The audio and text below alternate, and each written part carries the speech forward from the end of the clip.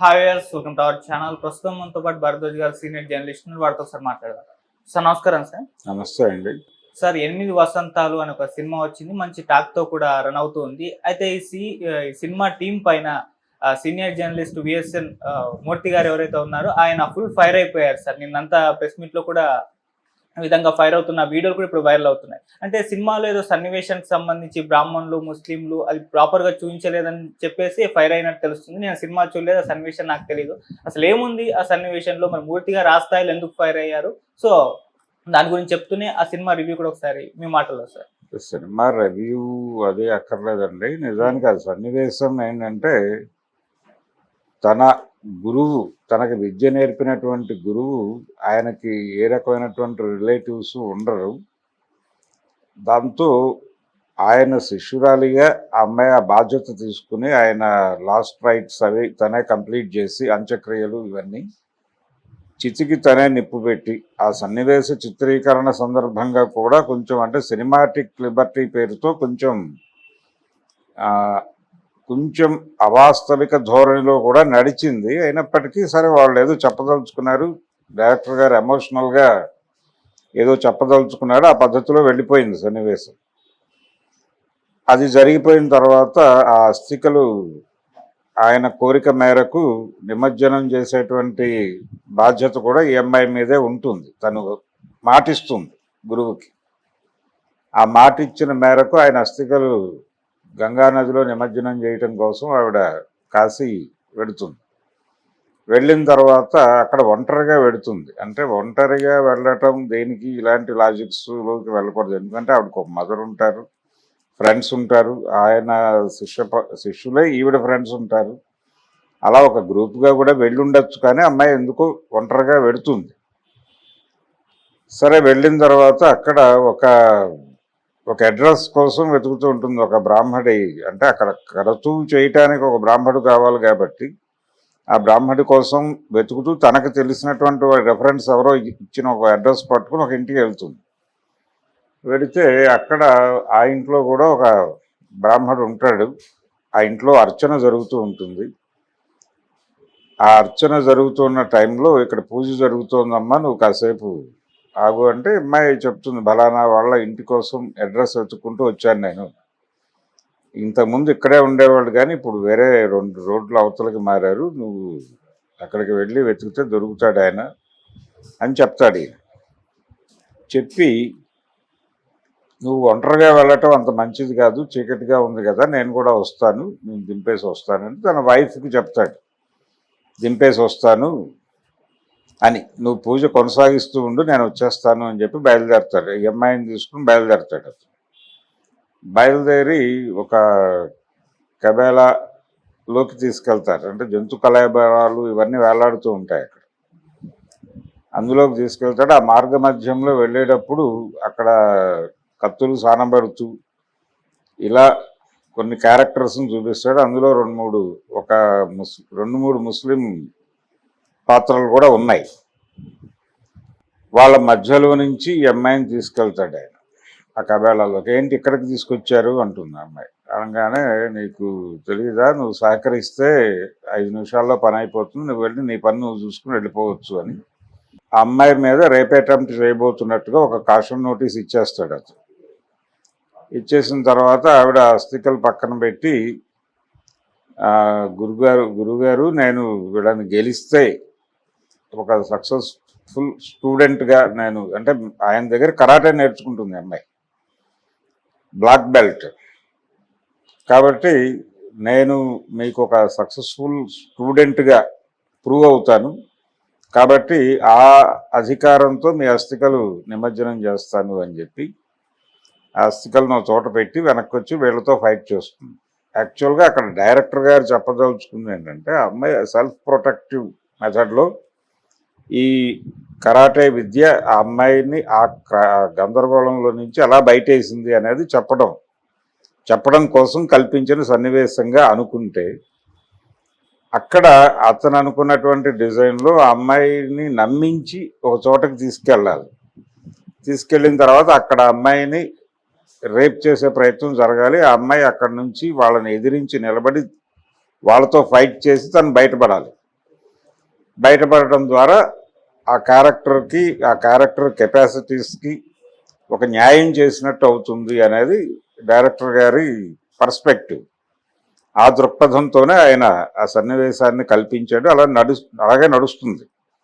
అయితే ఇక్కడ ఈ క్యారెక్టర్లలో ఈ ఇద్దరు ముస్లిం క్యారెక్టర్లు ఒక బ్రాహ్మడు లీడ్ చేస్తూ ఉండగా ఇద్దరు ముస్లింలు అతన్ని ప్రొటెక్ట్ చేయడం కోసం వస్తారు. అతన్ని ప్రొటెక్ట్ చేస్తూ ఈ అమ్మాయిని కట్టడి చేసే ప్రయత్నంలో అందరూ తన్నులు తింటారు. వీళ్ళందరినీ చితక్కొట్టి అమ్మాయి వెళ్ళిపోతుంది. ఆ చితక్కొట్టే క్రమంలో అక్కడున్న జంతు కళాబరాల్లో నుంచి ఒక ఎముక తీసి వాడుతుంది వెపన్గా. అదంతా కొంచెం ఈ మధ్య కాలంలో మనం చూస్తున్న చాలా సినిమాల్లో వైలెన్స్ ప్రముఖ పాత్ర వహించడం అనేది మనకు తెలుసు. ఈ వైలెన్స్ని కొంచెం గ్లోరిఫై చేసేటువంటి పద్ధతిలో సన్నివేశాలు నడుస్తున్నాయి ఈ మధ్య. టేకింగ్ సైడ్ అది ఉంది సినిమాలో. అది ఈ అమ్మాయితో చేయించటం ద్వారా దానికి కొంచెం గ్లామర్ అద్దే ప్రయత్నం కూడా చేశాడు ఆయన డైరెక్టర్ గారు. ఈ ప్రాసెస్లో అక్కడ ఉన్నటువంటి దుర్మార్గమైన పాత్రలు, అంటే దుర్మార్గులలో ఇద్దరు ముస్లింలు ఒక బ్రాహ్మడు ఉండటం, ఈ ఇద్దరు ముస్లింలు ఆ బ్రాహ్మడి నాయకత్వంలో ఉండటం, ఇది సన్నివేశం.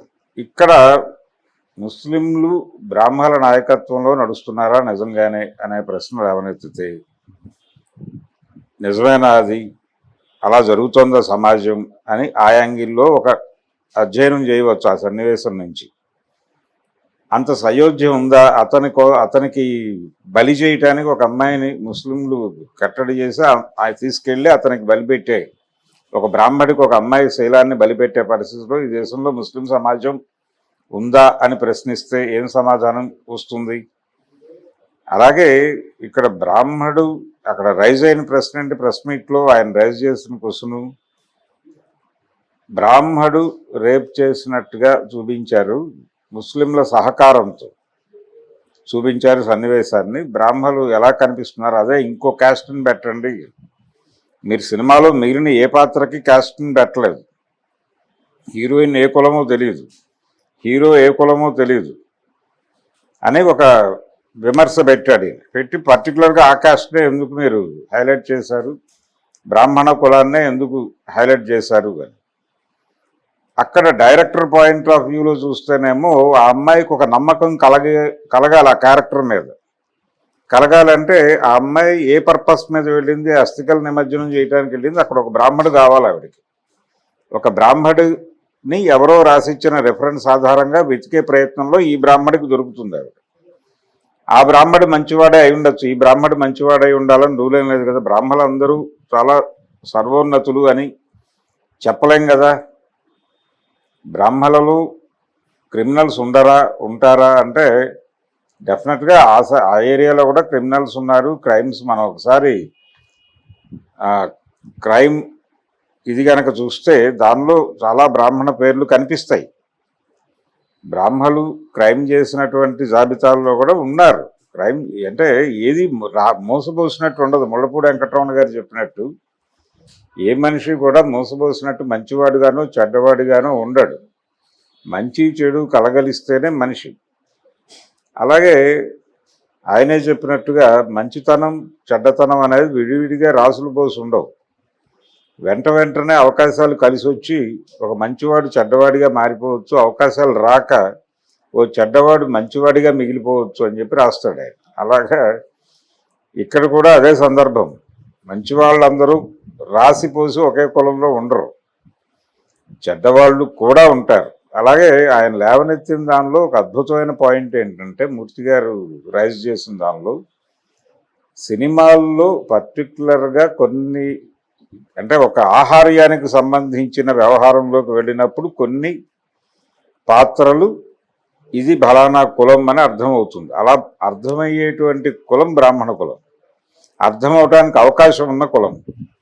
ఎందుకంటే సినిమాలో ఏదో అర్చన చేయాల్సి ఉంటుంది, లేదు హీరో పౌరోహిత్యం చేస్తాడు. ఇలాంటి సందర్భం తీసుకున్నప్పుడు, ఇప్పుడు అదుర్సు లాంటి సినిమా ఉంది, ఆ సినిమాలో ఒక క్యారెక్టర్ ఒక డిఫరెంట్ నేపథ్యం ఉండాలి అని డైరెక్టర్ అనుకున్నప్పుడు ఒక అగ్రహారాన్ని తీసుకున్నాడు. అగ్రహారాన్ని తీసుకున్నప్పుడు అనివార్యంగా దానికి ఒక ఆహార్యం ఉంటుంది. అగ్రహారికుడు అన్న తర్వాత ఆ ఆహార్యంలోకి వెడితేనే అది డీజే అయినా అదుర్స్ అయినా ఇంకో సినిమా అయినా నడుస్తుంది. కాబట్టి ఆ గెటప్లో వెళ్తారు.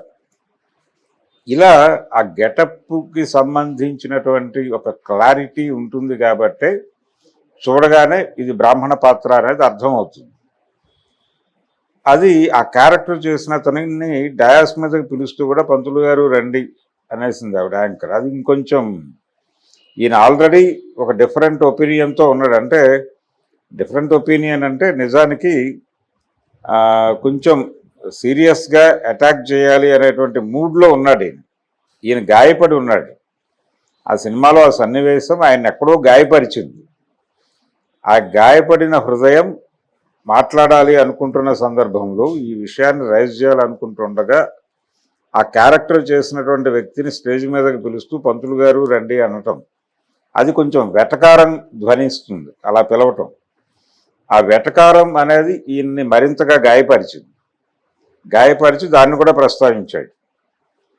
ప్రస్తావించి అంటే సినిమా పాత్రలకి కూడా కులం ఉంటుంది ఖచ్చితంగా. భారతీయ సమాజంలో పుట్టిన ప్రతి ఒక్కడికి కులం అనేది ఖచ్చితంగా ఉండి తీరుతుంది. అది చెప్పడం తప్పేం కాదు.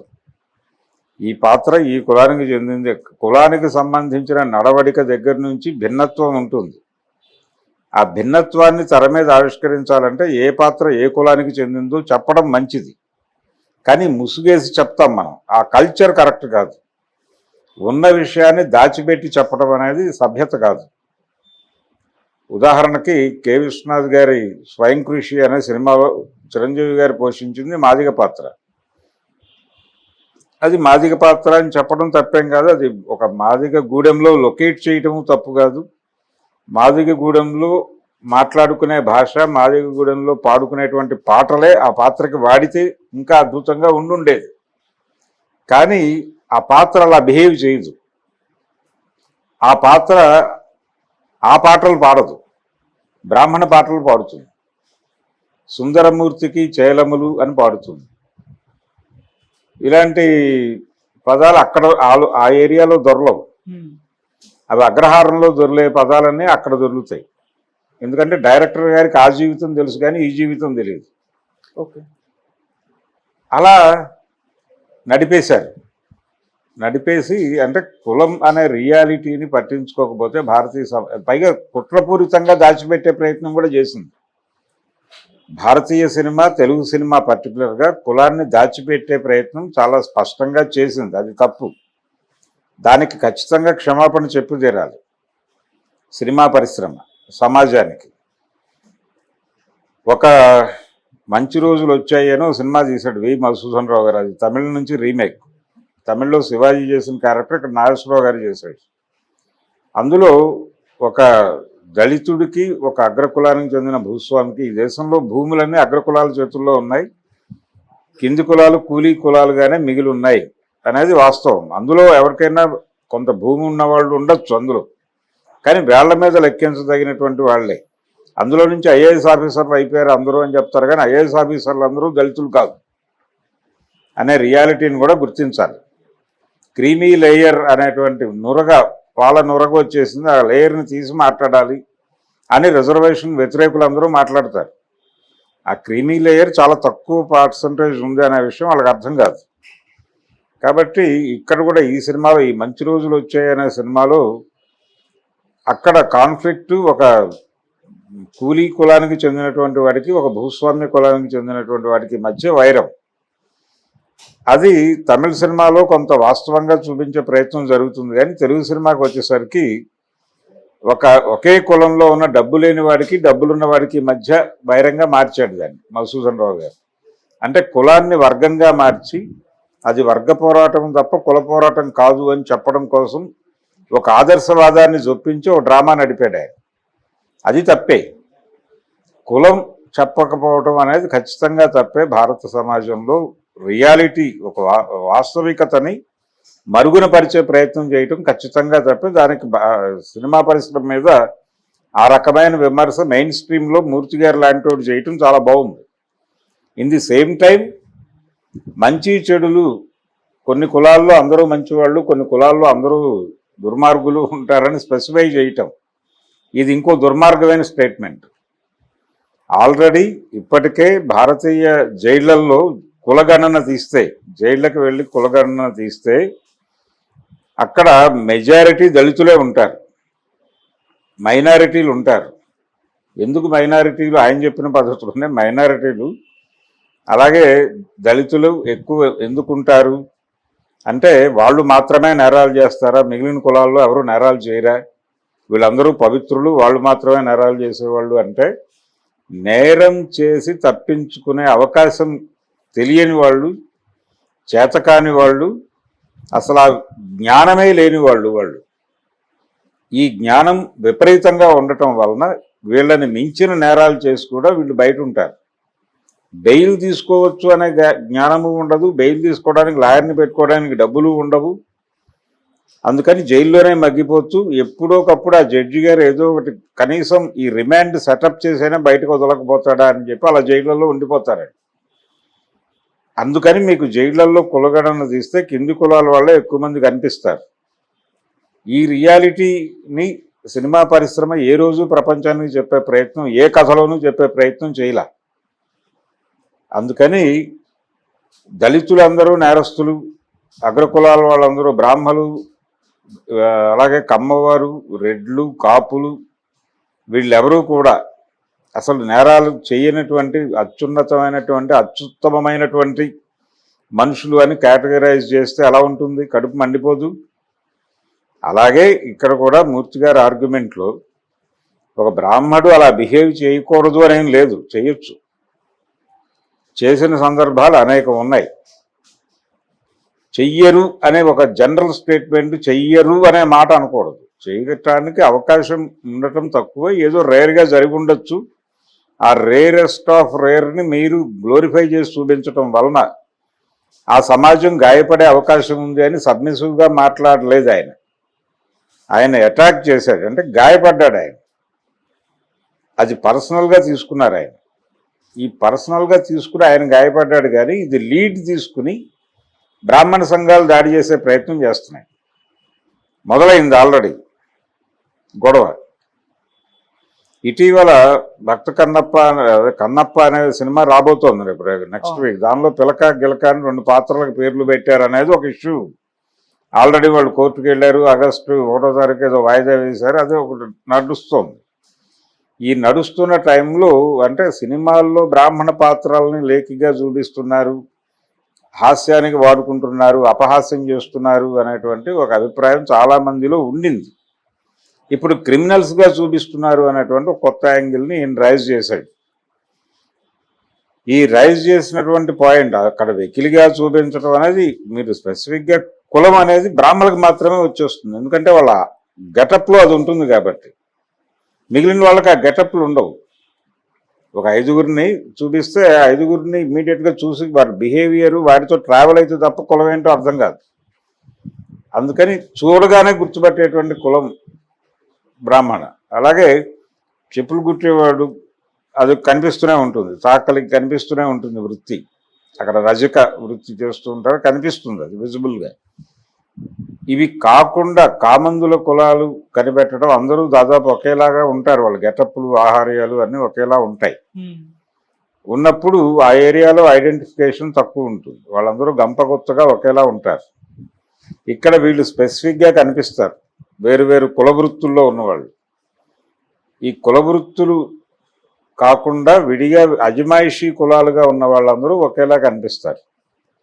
అందులో భాగంగానే రెడ్లు పేరు పెట్టి అంటే సమరసింహారెడ్డి, లేకపోతే చెన్న కేశవరెడ్డి, భరత సింహారెడ్డి ఇలాంటి పేర్లు పెట్టి సినిమాలు తీసినప్పుడు మాత్రమే రెడ్లు, ఇది రెడ్డి క్యారెక్టర్ అనే విషయం ప్రపంచానికి అర్థమవుతుంది. అతను వీరత్వం వెళ్ళిపోయి నరికేస్తూ ఉంటాడు, అదొక ధోరణి, అది ఎంజాయ్ చేస్తారంటే దానిలో కూడా మా రెడ్లందరినీ దుర్మార్గులు, నరికివేతగాళ్ళు అన్నట్టు చూపిస్తున్నారు సినిమాలో అని రెడ్డి కులం హర్ట్ అయి మాట్లాడిన సందర్భాలు కూడా ఉన్నాయి ఓ దశలో, ఫ్యాక్షన్ సినిమాలు నడుస్తున్న టైంలో.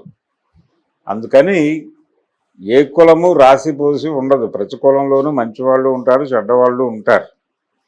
ప్రతి కులంలోనూ దారుణమైన క్రైమ్స్ చేసేవాళ్ళు ఉంటారు. అగ్రకులాల్లో పెద్ద క్రైములు చేయటంలో ధైర్యం ఉంటుంది వాళ్ళకి. అంటే డెఫినెట్గా మనం ఆర్గనైజ్ చేసుకుని బయటపడగలమనే కాన్ఫిడెన్స్ ఉండటం వలన చట్టాన్ని మ్యానిపులేట్ చేయగలము మనం, అంటే కోర్టులను ఏదో పద్ధతిలో మ్యానిపులేట్ చేసి మనం బయటపడగలమనేటువంటి కాన్ఫిడెన్స్, అనుభవం ఉండటం, అనుభవంతో పాటు పరిచయాలు ఉండటం, ఒక యాక్సెసిబిలిటీ ఉండటం, అన్ని సెక్షన్స్లోనూ ఈజీగా యాక్సెస్ అవ్వగలరు వాళ్ళు. ఇన్ని సౌలభ్యాలు ఉన్నాయి కాబట్టి వాళ్ళు పెద్ద క్రైమ్స్ ఆలోచిస్తారు. 50 రూపాయలు దొంగతనం చేయటం లాంటి చిల్లర దొంగతనాల గురించి వాళ్ళు ఆలోచించరు. అందుకనే మళ్ళీ ముళ్ళపూడి వెంకటరమణ గారే ఒక చోట అన్నట్టు, పెద్ద నేరాలు చేసేటప్పుడు పెద్ద కులాల వాళ్ళకు ఉండే ధైర్యం చిన్న కులాల వాళ్ళకు ఉండదు అని చోట రాశాడు ఆయన. అది వాస్తవం. అందుకని బ్రాహ్మణ కులంలో ఒక రేపిస్టుడు బ్రాహ్మడు అని చూపించటం అది దుర్మార్గం అని నేనైతే అనుకోవట్లేదు. ఓకే, బ్రాహ్మలు కూడా కొంతమంది ఆ కార్యక్రమం చేయవచ్చు. వాళ్ళేమి బ్రాహ్మడు కాబట్టి జన్మతః వాడు బ్రాహ్మడు కాబట్టి వాడు చాలా సచ్చీలుడై ఉంటాడు అని ఒక బ్రాండ్ వేయటం తప్పు. ఆ బ్రాండ్ మాటున వాళ్ళు చేసే దుర్మార్గాలన్నింటినీ దాచిపెట్టాలి ప్రయత్నించడం కూడా నేరమే అవుతుంది. అందుకని అలా దేనికి బ్రాండ్ వేసినా దాన్ని డొక్క చీంచి ఆ గొడ్డ తీసేయాల్సిన అవసరం ఖచ్చితంగా ఉంది. అందుకని మూర్తి గారి వాదనలో బ్రాహ్మణ పాత్రని విలన్గా చూపించారు అనటం కరెక్ట్ కాదు. అది బ్రాహ్మణ్ణి రేపిస్ట్గా చూపించారు అనే మాట కరెక్ట్ కాదు. బ్రాహ్మణులు రేపిస్టులు కాదా, రేప్ కేసులు నమోదైనటువంటి బ్రాహ్మణులు లేరా? ఒకసారి వెళ్ళి వెరిఫై చేస్తే రికార్డులు, అధికారికంగా డేటా కూడా తీసుకుని మాట్లాడచ్చు దాని మీద. భార్యల్ని చంపేసిన భర్తలు ఎంతమంది లేరు బ్రాహ్మణ కులంలో? కిరసనాయిలు పోసి ఇంట్లో తగలబెట్టిన బ్రాహ్మణులు లేరా? ఏదో టెక్నికల్ ప్రాబ్లం వచ్చి చాలా తెలివిగా ప్లాన్ చేసి కారుని తీసుకెళ్లి కాలువలోకి తోసేసి భార్యని వదిలించుకున్నటువంటి భర్తలు లేరా? ఇది ఒక నమోదైన కేసే విజయవాడలోనే. కావాలంటే దానికి సంబంధించిన డీటెయిల్స్ ఇవ్వగలం. అందుచేత ఒక కాలేజీ లెక్చరర్ అతను, ఇలాంటి సంఘటనలు వందలు వేలు ఉన్నాయి ప్రపంచంలో. అందుకని ఫలానా కులం వారు సచ్చీలురు, ఫలానా కులం వారు నేరస్తులు, ఇలాంటి బ్రాండింగ్ గొడవ ఆర్గ్యుమెంట్ రూపంలో చేయటం అనేది అది ఒక రకంగా కుల ఆభిజాత్య ధోరణికి అద్దం పడుతుంది తప్ప మరొకటి కాదు. రెండోది, సినిమా పాత్రలకి కులం లేకుండా చూపించడం అనేది ఖచ్చితంగా తప్పే.